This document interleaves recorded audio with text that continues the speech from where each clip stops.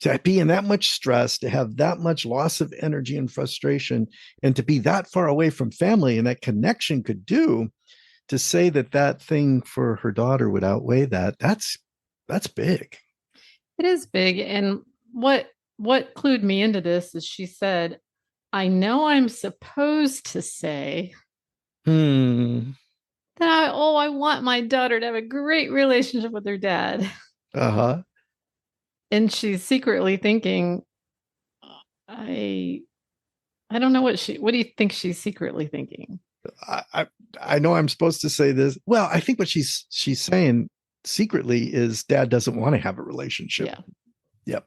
And I think a lot of parents relate to this. I really wish dad was different and wanted a relationship with his daughter, but his actions don't show that. Right. He only seems to want to hurt me, but he doesn't seem particularly interested in paying attention to her.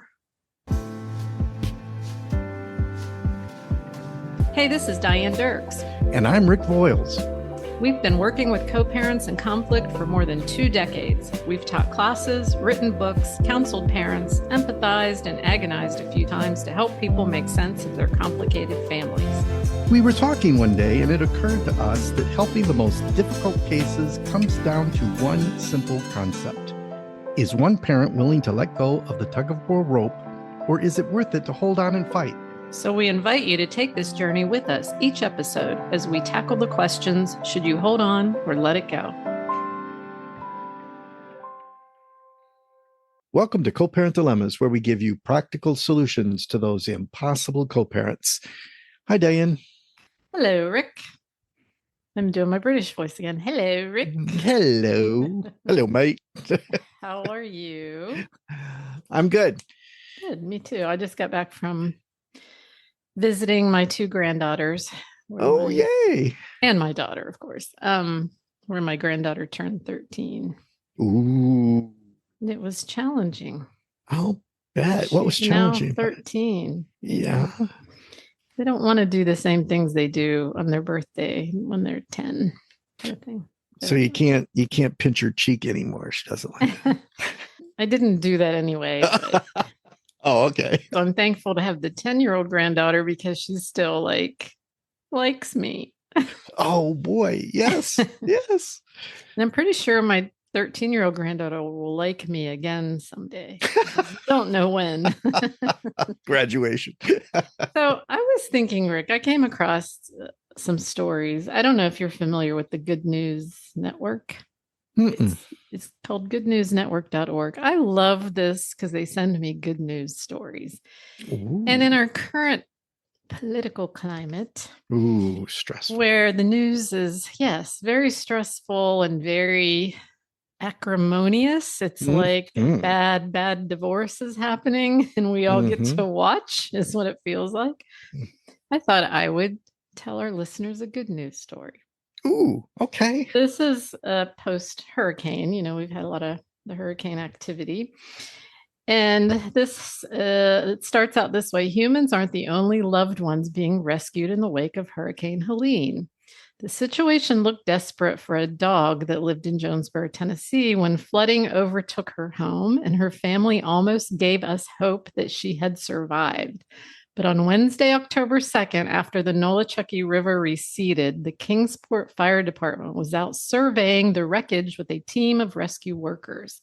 A canine dog was helping search for casualties when he began barking uncontrollably. The bloodhound was walking and then started going crazy, said Captain Zach Helvey. I just happened to look up in the tree and it was like, oh my God, there's a dog in the tree. Wow. The rescue team found a ladder in the debris and used it to climb up, where they lured the pup with food straight into a firefighter's arms. Back on the ground, Athena, which is the dog's name, was cuddling with all the rescue workers. She was thanking us, said Zach. The fire department shared images of their dog rescue on Facebook, and Athena's family spotted the video. Ooh. I was weeping and I was laughing. I was so happy, the owner said. Despite watching their home float away like an ark, they described the reunion with their pooch as a light at the end of the tunnel. Wow, that is very heartwarming. For days, the dog probably was floating away and caught onto some tree branches. But when the water receded, he stayed in the tree. Get down. Couldn't get out of the tree. Right. And he stayed in the tree for days until they found him. But anyway, the owners thought that the dog had floated away with the house. He had floated away, or she, I don't know, Athena, I guess that's the girl's name. She had floated away, but hung onto a tree for days and then got rescued. I thought that was a great little story.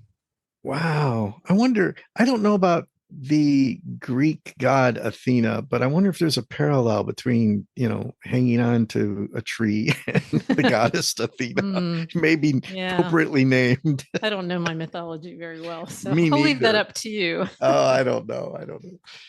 Okay. The next thing I'm going to bring up is our sponsor, SoberLink. Yes. Is going to be holding a Zoom meeting. And let me bring that up here. On Saturday, November 16th at 9:30 a.m. Pacific Standard Time. So that would be 12:30 p.m. Eastern Time for parents that, and wherever you are in your times, then you'd have to adjust. It's called Holiday Harmony, SoberLink's Tools for Safe and Conflict-Free Co-Parenting. And it said that there's a couple of professionals who've crafted a discussion to help co-parents navigate the unique challenges of the holiday season when alcohol is involved. Wow. So it's free, and I will post the link to the seminar in our show notes for this show. And I let them know that we would promote for them. Cool. So I wanted to mention that. What else? I have a whole list of things here. Now that it's November, holidays are coming. There's lots of things going on, right? Yep. FYI, I don't have all the details yet, but I am going to be promoting my co-parenting devotional. Yay! That will be released in January. Most of our listeners know, because I've mentioned once or twice, that I'm a Christian, and I have taken a lot of my wisdom and married it with some biblical scripture and created a daily devotional that isn't in book form, but you will receive it if you subscribe. So digital. It's something where if you subscribe to it starting January 1, 5 days a week, so Monday through Friday, nice. You will get a devotional in the morning. And, even if you're not religious or you're not a Christian, there's going to be some wisdom. If you just want to read some daily wisdom and you're not interested in the biblical application, that's fine too. But I think it would be a way for you to really kind of keep your head on straight in the new year. So it's kind of a daily dose of Diane. DDD. Yeah. Call it that. Yes. But that would be very non-spiritual. Right. Because it's not about me, Rick. It's not about me. Okay. What else is on my list? Oh, since we had the episode about our wish list for medical professionals. Yes. Ray reached back out to me with some questions. She said... Cool. I don't have her email in front of me, but she said, I was so excited to hear it that I had to pull over from driving to start to take notes. Oh, wow. But anyway, she is very interested in getting some of her pediatric residents together to have a Zoom meeting with parents. Oh, cool. So if any of our listeners are interested in being part of a Zoom, what should we call it, Rick? A brainstorming session or a little think tank or something like that, where you would like to talk with some pediatricians and talk about some of your experiences that have frustrated you. And then, of course, Ray will be there and she'll talk about some of the frustrations she shared with me. I think we could actually come up with maybe a policy statement of some sort for medical professionals. So if you as a listener are interested in being part of that, please just email me. So I have your email address, and then I'll be sending out like a email blast to those interested, and we'll try to come up with a date that works for everyone. Yeah. So email me at diane@cpdilemmas.com. Finally, Patreon. I've mentioned this before, but I want to mention it again. If you are thinking about becoming a Patreon VIP, we welcome you to do that. There's many, many benefits. One of them is being able to attend our weekly hump day meeting on Wednesday, where you just can talk to other parents and talk to me, share your frustrations, get other people's ideas about how to handle a certain situation. We're finding it to be very interesting and helpful and all of that. So for only $10 a month, or I think it's like $108 a year or something like that, you can be part of this for no extra charge. If between now and the end of the year, I'm extending this. If you do a yearly subscription, you get a digital copy of our I Am Not Impossible book. Mm-hmm. And then there are other little perks along the way as well. So if you are considering doing that, I highly recommend you don't upload a Patreon app on your phone or iPad, because if you do it through the app, you're going to get Apple's brand new, starting November 1st for podcasts. They're going to charge you an extra 30% for using their app to buy things. Yuck. So the best way to do it is just get on your laptop or your desktop or your Android phone or whatever and go to their website at www.patreon.com/cpdilemmas, which I will also put in the show notes. It's in the show notes every week. And sign up there. And as long as you're not using the Apple app, the app that you would download from the App Store, then you won't get charged that extra 30%. So very good. Just letting people know that, because otherwise you'll do it and then go, what? Good to know. I don't want you to blame us. It's not us. Right. Nope. It's that poor Apple corporation. I know they're struggling. They just can't seem to make enough money. Mm-mm. And that's all I'll say about that. All right. Let's get to the business at hand. And this was an email from Georgina. And Rick, I had you read the email. What's your first impression or feeling after reading Georgina's email? My very first impression was just a sense of pain. There was all kinds of pain and frustration and not anywhere near peace for her. Yep. And I want everyone to know that we do get a lot of emails, and I'm sometimes very bad on responding. I try to respond to everyone. And if I haven't responded to your email, please don't take it personal. It's just, there's a lot. And many, many of them are like this. Mm-hmm. And in some way, these are the hardest ones because they're frustrated and reaching out and like, you're my last resort. I don't know what else to do. And, all we can do is give advice, right? But it can't be legal advice. We can't evaluate your particular situation. Most of the time, we really can't tell you what to do. Right. We can talk about it from a theoretical perspective and hope that you can apply that somehow to your particular situation, and in conjunction with your therapist or your attorney or your guardian ad litem or your PC or whoever you're working with, you will come up with the right decision. So I'm going to go ahead and read it, and then we'll go from there. She says, I am out of money, out of energy, and disillusioned with the court system. So right away, I figure 97% of our listeners are right there with her, right? Exactly. Okay. The conflict my ex creates for no good reason wears me out on a daily basis. My 12-year-old daughter constantly tells me how much she hates her stepmother, and that when she goes to her dad's on weekends, he is rarely there.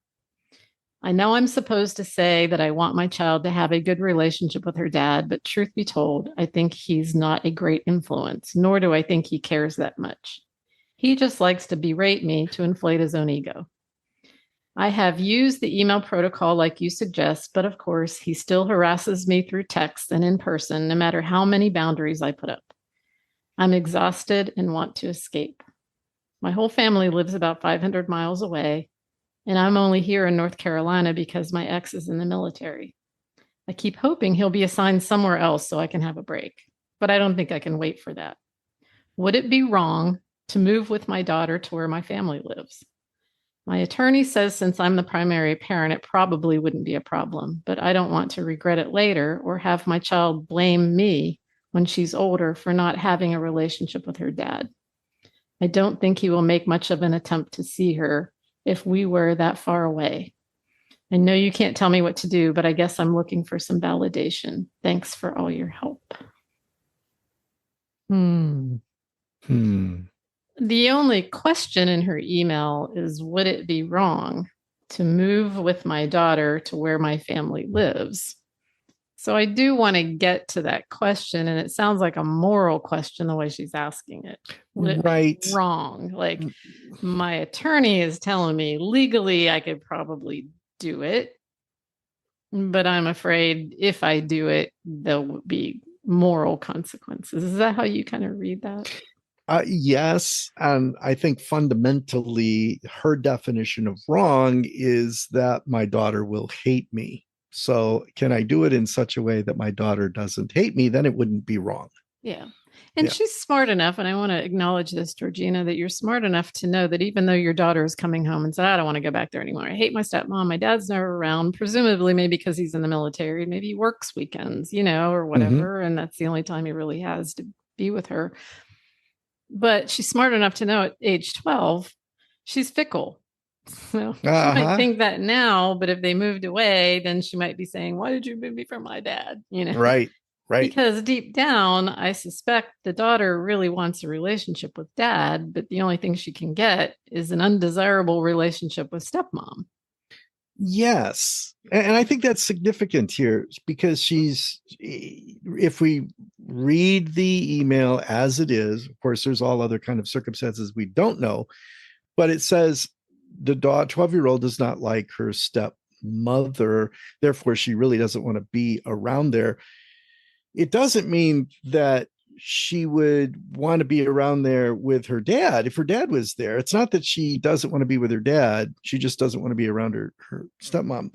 But Georgina goes on to say, I don't think dad cares very much. I'm not sure she can draw that conclusion from what she's told us. And I think she's right to be concerned that fundamentally the 12-year-old does want a relationship with dad. She just can't get it. And this is where I want to, before we answer the big long distance question, I want to do some validation because that's what she's hoping for. Yeah. Okay. Right. Number one, Georgina, you are not alone. If you came to our hump day groups, you would find out you're not alone because this is the general tenor of each meeting. Would you say, Rick? Oh, yes. Of I'm coming to bring my frustrations and putting them on the table, even though I know there's probably no answer. I just need to put them on that table. You're right. And there's some release in just putting it on the table, having everybody look at it and go, yeah, I get it. Definitely. So that's the first thing. The second thing is it makes perfect sense if you're alone in a state where you don't have any family and the only family you have is your disgruntled daughter and your abusive ex-husband. You just want to, she said, I want to escape. Yeah. So there's that. And I just want to acknowledge that too, that makes perfect sense. She wants support. And even though she may be able to call her mother or her sister or cousin or whoever she, relies on, there's, even if it's in a video screen, you want 3D, Absolutely. You want skin to hug, Right. Let's have a hug. Something about that feels more supportive than, hey, let's FaceTime. It's just, let's acknowledge it's just not the same. So, this isn't a shocking email. It just brings home to me how common this is and how sad it is that so many people I'm getting from Georgina, and again, you said it, we don't know all the details, and maybe Georgina's not Miss Perfect and maybe she makes things worse. I don't know. But from what I get from her, she just wants some peace. It doesn't have to be this hard. Let's just do the email protocol. Why do you have to harass me at every turn? Why do you have to tell me what a horrible person I am every time we turn around? Why can't you just fill in the blank? Yep. Right. When I was doing marital therapy years ago, it was one of the things I would do pretty quickly when I would meet a couple is fill in this blank. If my spouse would just blank, I would have the energy to work on this relationship. And then that's how I would get to what the priority is, Yeah. and sometimes it was if my spouse would just put the paper down and listen to me, then I might, Mm. or if Uh-huh. my spouse would just help me around the house or whatever, or my spouse would stop drinking, or if my spouse would stop lying or stop whatever, or start doing this instead. And it's very informative. So I would want to ask Georgina if my ex would just blank, it would make it easier for me to stay. Yeah. How do you think she would, what would she put in that blank, Rick? I think she would put, if he would just leave me alone. Right.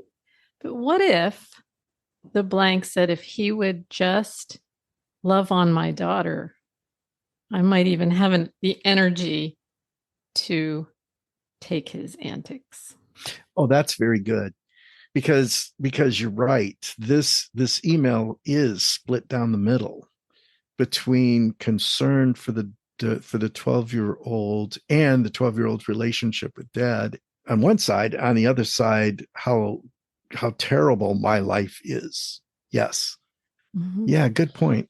Well, I think, and I'm going to speak for parents in general, but not every parent maybe feels this way or is capable of feeling this way. But I think as parents, we can put up with a lot of crap if our kids are at peace, or if our kids are doing well, if our kids are not in distress, right?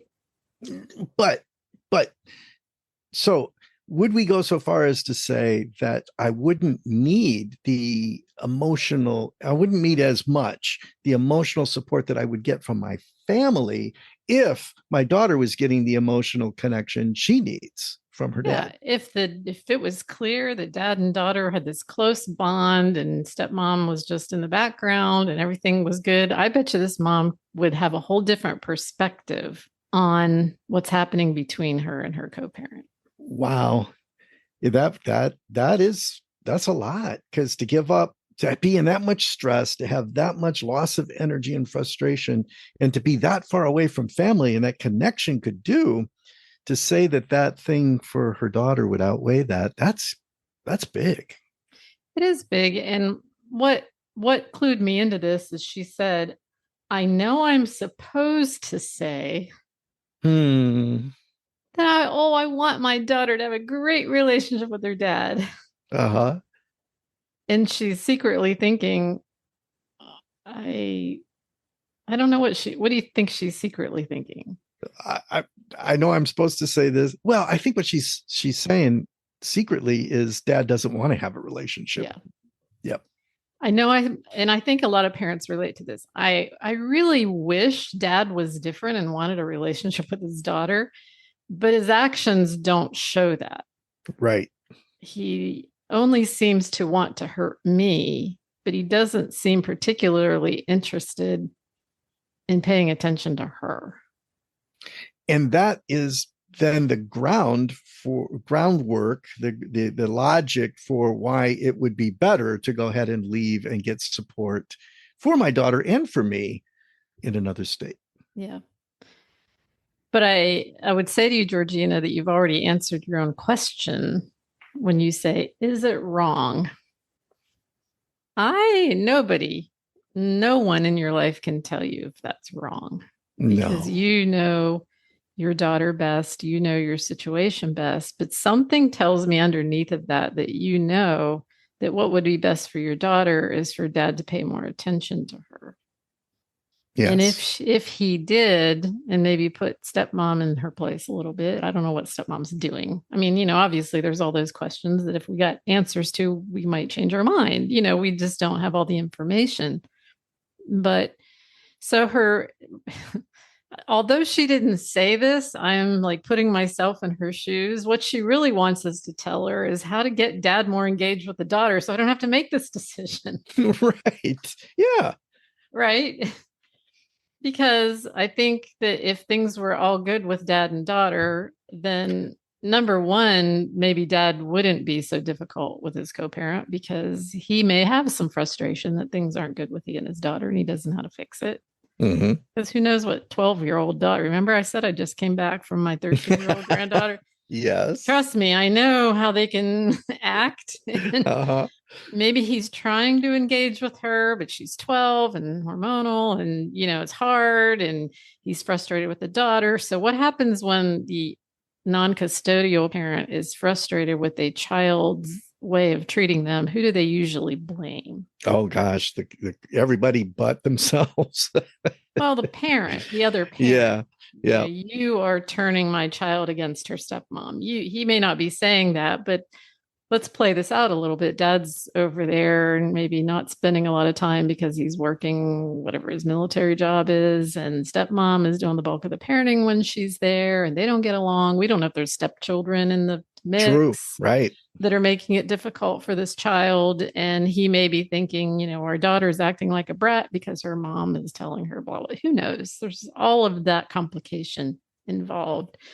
But what I'm saying is that if things were good between dad and daughter, mom could really probably have the energy to blow off all of his stuff Yeah. that he's throwing at her. Yeah. Like, whatever. And I could imagine that I would not enjoy the relationship with the stepmom if what I really wanted was dad, and I kept getting this substitute. If she did have a good relationship with her dad, she might be able to tolerate more the stepmom. Yeah. So her temptation is going to be to talk to the 12-year-old. Ooh. And I understand that, but it's not a good idea to say, hey, I'm thinking about moving to, she doesn't say where her family lives, 500 miles away. Let's say they live in Nebraska. I don't know what's 500 miles from North Carolina. I don't know. So she said, hey, grandma and grandpa live in Nebraska, Aunt Sue and Uncle Joe, and, all your cousins. And I'm thinking that maybe it would help me and you if we move there. And, keep in mind, 12-year-old, she's in middle school. Uh-huh. There's that. Right. We're talking about moving. That's a hard time to move. Very. But if you catch your daughter on the right day when she's upset with stepmom, she's going to say, I'm there. Let's go tomorrow. I'm ready. Mm. That doesn't mean that's necessarily the best decision, right? Just because the daughter says, let's go, because like I said, they're fickle. And she may go and realize now it's my fault that I don't have a relationship with my dad because I'm the one who told mom, let's go. And now I wish I did. And now dad's mad at me. And, it could get really complicated. So as much as you would like to do that because you kind of think you would already know the answer, this is not a child's decision. No. Go. So I'm going to suggest something here. And Rick, I'll count on you to be devil's advocate. Okay. I'm going to suggest that Georgina actually says something to dad about her desire to move. Interesting. So you're thinking strategically. Yes. Number one, he deserves to know. Number two, though, and it sounds like he's harassing her. I'm not sure why he's harassing her, because he doesn't sound like the kind of dad who's all about, I want custody of my daughter, because maybe he does, but I don't know. But what if she said, hey, listen, I'm really struggling financially or emotionally or whatever. I would really like the support of my family. I'm actually thinking about moving to Nebraska with our daughter, but I don't want to take her away from you. I'm just not sure what kind of relationship you actually want with our daughter. Ooh, I don't know. Well, I mean, would he, and you're a man, would he say, you better not do, I'm thinking she needs to see some passion in him. Even if he gets upset, at least that's some passion. He might just say, yeah, whatever. Okay. That sounds like something you would do. Yeah. But even if he knew that, even if she knew that there was no passion there, now, then would it still be a good idea to move with the daughter? I'm not thinking it would be good. Well, I guess what I'm trying to do is I would like Georgina to stimulate in dad some idea of how he really feels about his relationship with his daughter and what he's willing to fight for. Um, if he says, no, I don't, please don't do that, he may say, actually, he could come back and say, actually, I'm going to be transferred to Alaska. I don't know. You know what I mean? He don't do that yet. Or he might say, no, because that's so far away. How would I be able to see her? And then she could say, I'm willing to stay, but I need to know that you're going to work with me. Okay. Would it matter to him? Would he take what do you think he would do? I think he would file suit for custody. But he wouldn't get it. I don't know. She's If not saying I'm definitely moving. I She's know, saying I know, I'm thinking about doing this, but I want your input I know. because Yeah, I want to know what you think, what kind but of relationship you might be able to have with her long distance. I don't think she's ever going to get. First of all, we're assuming he knows the answer to that, which I'm not sure he is. And even if he was, I'm not sure he would honestly share it with her. That sounds like a very cooperative negotiation that you're describing. That I'm not No, I'm sure. not. I'm not even suggesting a negotiation as much as how is she going to know unless she brings it up? Why does she need to know? Why does mom need to know to make this decision about dad's feelings? Because, like I said before, I think if things were different between them, she wouldn't want to move. I don't think we can base that decision on what reaction I might get from dad. I think that's So, what do you base risky. the decision on, Rick? I don't think I would rope dads into this decision. I think I would make the decision on what I think the possibilities are for the daughter to be able to reach the dad. Meaning what? Well, so for me and my thinking, being mad, period, as a 13-year-old, and being mad at the stepmom is a signal. It's a message. Yeah. And it's an attention seeker. The question is, can I get dad's attention? And she's acting this out in order to get that attention. I might have a conversation with the daughter to say, well, I understand the strategy. What if you can't get attention from your dad? Or what if the attention is in fact negative? Um,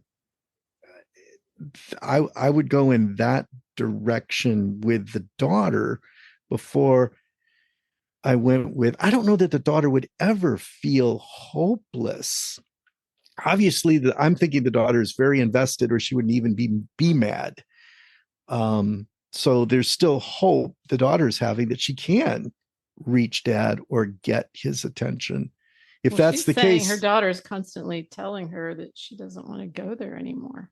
because of the step mom, I might have that conversation with dad, not about moving, but about, look, I'm worried about the relationship with the stepmom. I would really like for the daughter to, what could you and I do to boost that relationship at your house? I might go in that To direction. do that first to see. Yes. I think there's other ways to find out dad's willingness to be involved without bringing up moving.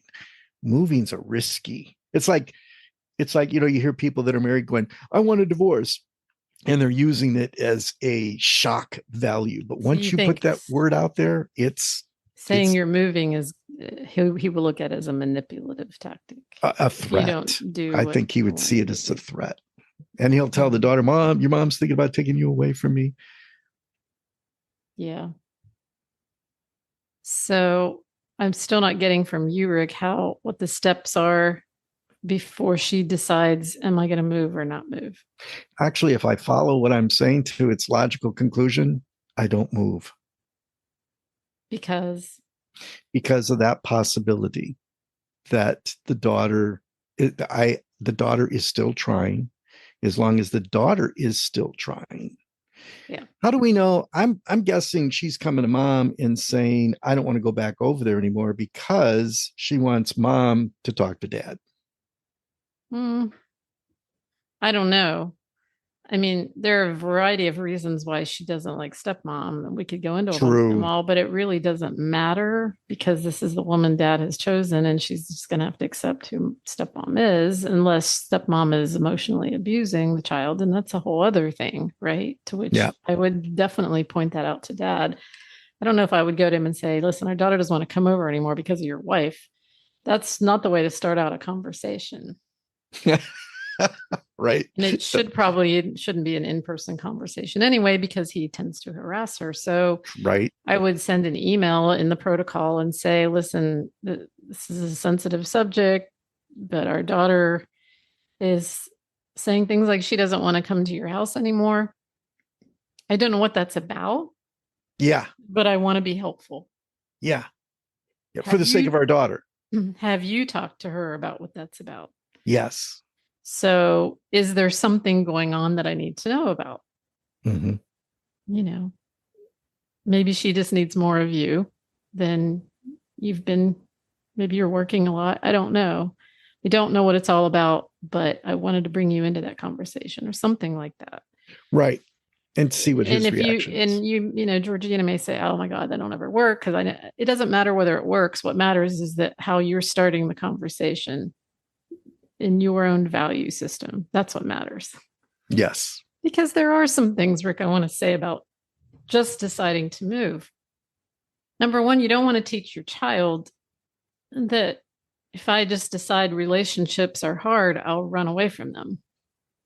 True. As a 12-year-old, if mom approached her and said, what do you think about moving to Nebraska? She'd probably say, yeah, then I don't have to deal with that anymore. Well, is that really the message that we're sending? If a primary relationship, which your parent child relationship is, or a primary relationship like a spousal relationship or a sibling relationship gets hard, do you run from it or do you try to remedy it somehow? So there's that. That's that overarching lesson, right? Mm-hmm. I think middle school is really hard to move a child. You're Definitely. asking a lot of your child, but then again, it depends on the child. Right. And the middle school. Yeah, It, different personalities handle that different ways. If she's very outgoing and makes friends easily, it might not be a big deal. But if she's introverted and is a one friend kind of girl, it might be hard for her to find that one friend. Or if she's very involved in her activities, if she loves her soccer, her cheerleading, or whatever she's doing that's team oriented, that might be really hard for her to just give that up. So there's all of those things I think are important factors. Is she doing well academically? You know, so there could be pros and cons there that matter. Maybe your daughter is struggling in school. Maybe she's had a bullying incident. Maybe there's something about this particular school that isn't that great, doesn't get the best reviews or test scores or something that you think now's the time. I would move her out of that school anyway because it's so right. poor. That now would be a good time to move. So those are the questions I think that have to be asked in order for anybody to deem it quote unquote wrong. There's no right or wrong necessarily, other than what are your values telling you to do? What are your personal values telling you to do? Yes. And there's a possibility of not necessarily moving 500 miles away. Maybe you just move 75 miles away. What You mean just to difference get would away that from make? dad? Or the school, but yeah, just, and maybe that would engage the dad. Well, I don't know. Well, I do think there's something to be said when she says my entire family lives in a That's certain true. area. Right. She's missing. That I mean, I want to trumps it. validate that as well. She's missing Yeah. her family, family Indeed. support, Mm-hmm. maybe, just something as simple as Sunday dinners with her family or being able to just, That is big. go Yep. out for a birthday celebration with a family member those things matter. And her daughter is somewhat missing out on getting to know her cousins and family members in another area. So, Which raises, I just thought of, where's dad's extended family? Where's grandma and grandpa from dad's side? that's And a good are question. they local? And could we get to dad through grandma, grandpa? Yeah. And it sounds like because he's in the military, they've moved frequently, that she's just like waiting with bated breath for him to Right. say, I gotta go. and it's not Yeah. happening. And it's wearing her down a little bit, Yeah, definitely. you know. So how do we recap this, Rick? Well, the validation, I think, is easy to do. Um, Absolutely, you're not alone. Absolutely, you're not going crazy. Absolutely, this is hard, and the feelings you are having and the frustrations entirely normal, justified. As far as moving is concerned, I don't think it's simply a question of should I move or should I not move. But this email is torn between my support and my daughter's well-being. Um, I would focus on the daughter for now as much as I could as first With that moves. email to dad saying she's kind of saying she doesn't want to come over anymore. I don't know what that's about, but I'd like your input. Yeah, I'd like to know if there's yeah, something I need to know about. I want to talk to her about it because I want her to have a good relationship with you. Something like that. Even if you write that just for a court later to see that you wrote true, it true. is helpful. But I think that also probably fits with your own personal value system. You probably really do want to stimulate something positive between them, Yep. or you wouldn't be worried about moving being wrong. You would have been out of here. You cared about it, right? But I sense some care in her. She wouldn't be worried about what's Yes. wrong or what's right for her daughter. So, One thing we didn't say. Um, we did not recommend that she reach out to the stepmom. That we really are focusing on the relationship between the daughter and the dad. you're opening a can of worms. Right. And I think we didn't suggest that on purpose. Can of worms. Can you feel them crawling out of the can? Yes. Very spooky. Yeah. Because something tells me that the daughter hates the stepmom. There's probably not any good blood between mom and stepmom. That's not going to be an easy Yes. conversation, No. right? No. And another thing I wanted to bring up is she doesn't say if there are any other siblings in mom's house, like, is this 12-year-old an only child? Oh wow. And Yeah. it matters because my experience is single mom and her only child daughter, they get very, very bonded and close, Mm-hmm. very close. Because for the mom, the child is her world. And for the child, maybe her mom is her world. Mm-hmm. There's something wrong with that. I'm not criticizing it, but it is a dynamic that when the child then goes to dad's and stepmom is, you know, caustic or toxic or something, or just not paying attention to her, she probably really misses her mom. Oh yeah. You know what I'm saying? Uh-huh.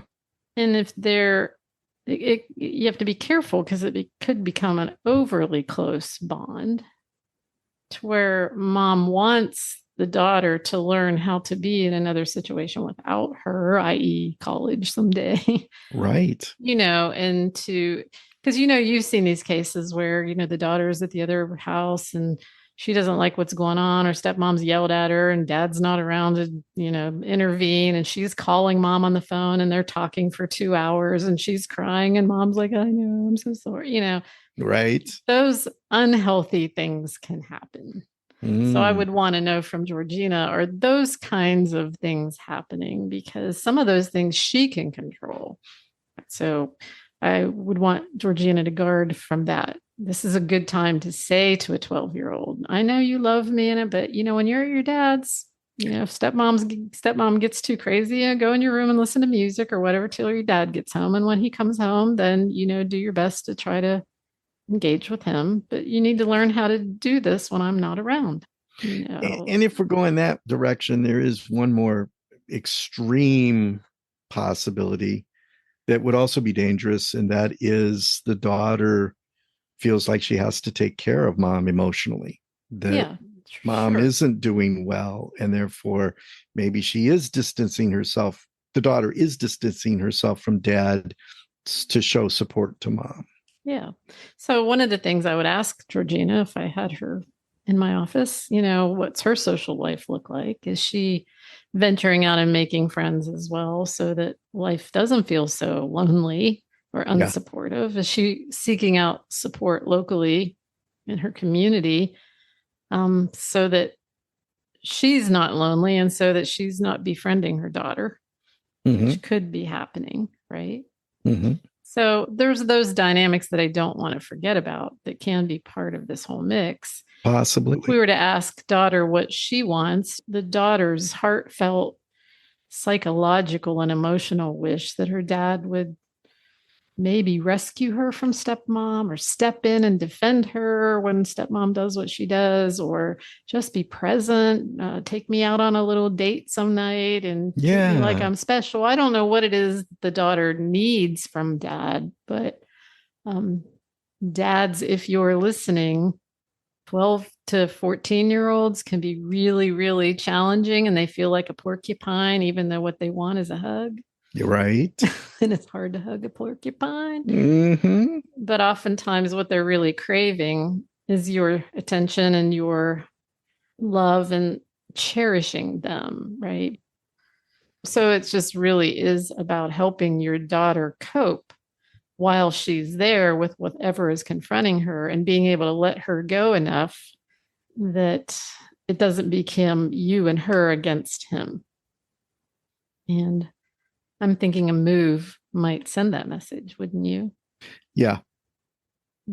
Yeah, I think a move's really, really risky at this point with what we know. Yeah. So I guess what I'm saying to Georgina, there are probably several more steps to consider before you just in the middle of the night pack up clothes and leave without anybody knowing, Right. I agree. Because it could be a regrettable decision. Yep. Okay. Ooh, that was a little harder than I expected, Rick, because we had differing thoughts. I love it. Dear. See, we didn't even resort to name calling like they do on TV. Yeah. I'm so proud of us. In these stressful times, especially now, we are the model of clear, peaceful communication. Exactly. I love it. I love it. Oh, wow. Maybe we should start a class for politicians. Oh, Teach dear. them to do this. All righty. Great. So I'm going to put in the show notes the link to the Sober Link seminar, the link to Patreon. I'm even going to put the link to the dog in the tree story. Oh, yes, do that. Absolutely. So you can actually see the dog. There's pictures with the news story, and it's great. So I think I'll try to find something every week. We'll start each week with a good news story. Yes, at least until things calm down around us. And if listeners find a good news story, send it to me. Maybe we'll use it on air. The good news sequence. Yes, exactly. All right, Rick. Good talking with you. All right. We'll chat with everyone next week. All right. Bye-bye, everybody. Bye. The information contained in this podcast is generic. It must not be misconstrued as constituting legal or psychological advice. Decisions relevant to any specific individual, family system, or case require the direct evaluation of skilled, child-centered professionals.